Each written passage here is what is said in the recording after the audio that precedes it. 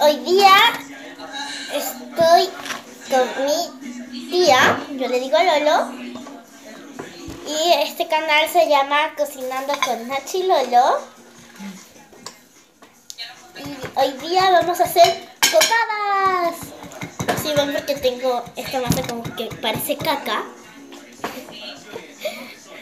De verdad, miren, parece popó. No digas eso en tu canal, pues. Pero una caca rica. Una caca rica. Entonces, primero... Digamos la receta. Sí. Le echamos estas galletitas de dinosaurio. Mami, ¿las puede mostrar? Mamá es producción. Producción. Las galletas dinosaurio. Nosotros hicimos como para ¿cuántas personas? ¿Para cuántas personas hicimos? Para todos los que estamos acá, que somos 6.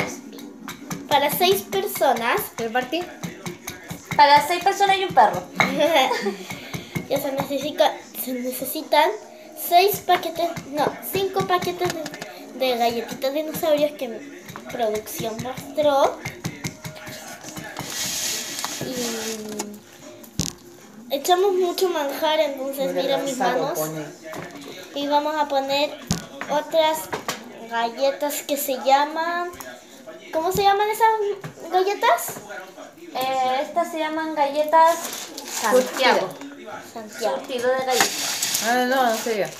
Aquí, galletas Santiago.